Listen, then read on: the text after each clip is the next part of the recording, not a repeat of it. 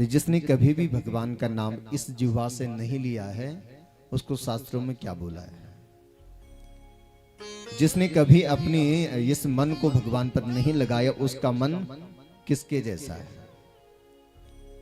और जिसने कभी इन हाथों से सत्कर्म नहीं किए उसके हाथ किसके जैसे हैं? बड़े ध्यान से समझना।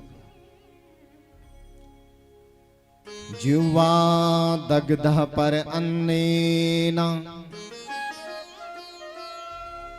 हस्तो दग्धा परिगृहात् मनः स्त्री परिदृष्ट्वा तस्य सिद्धिर्न वदानने। इस श्लोक में क्या बोल रहे हैं कि जिह्वा दग्धः पर अन्नेन, ये जिह्वा रोज हम इससे भोजन का स्वाद लेते रहते हैं। इस जीव की सार्थकता तब है जब इस जिह्वा से हम भगवान का नाम लेते हैं। और जिसने कभी इस जिह्वा से भगवान का नाम नहीं लिया उसकी जीव किसके समान है? दग्ध कहते हैं जले हुए के समान। वो दग्ध जले हुए के समान उसकी जिह्वा है जिसने कभी इस जिह्वा से भगवान का नाम नहीं लिया। मना दग्धा परिस्त्री दृष्ट्वा, और उसका मन भी जले हुए के समान है जिसने मन कभी भगवान पर नहीं लगाया। समझ रहे हैं आप लोग?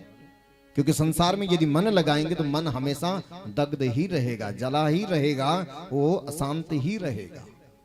क्योंकि यदि हम किसी फूल पर किसी व्यक्ति पर मन लगाते हैं कुछ दिनों बाद वो मुरझा जाएगा तो हमें दुख होगा।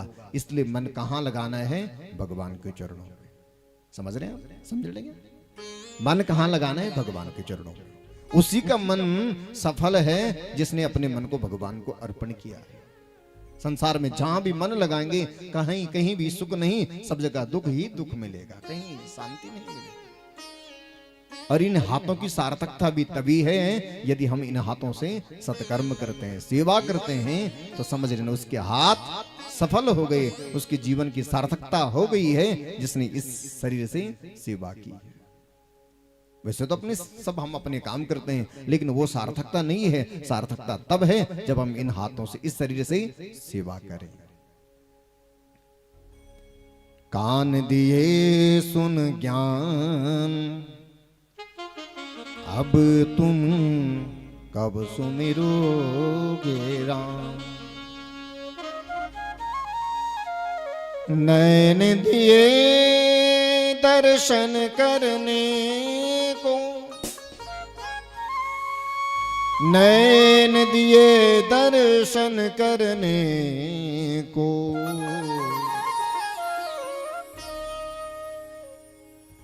नैन दिए दर्शन करने को, कान दिए सुन ज्ञान अब तुम कब सुमिरोगे।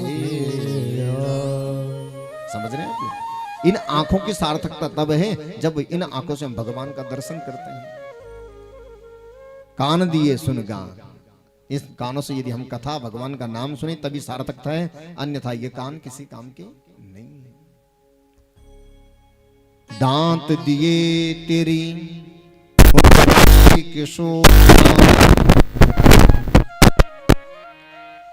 जीव दमी रट राम अब तुम कब सुमिरोगे। ये दांत मुखड़ी की शोभा है लेकिन जिस जिह्वा से हम स्वाद लेते हैं उस जिह्वा से यदि भगवान नाम नहीं लिया तो वो जिह्वा जले हुए के समान है। और ये बड़ी बात है, दिव्य बात है। बड़े बड़े संत योगी जन भी तरसते हैं कि हम भगवती भागीरथी गंगा के तट पर बैठ करके भगवान का नाम सुने।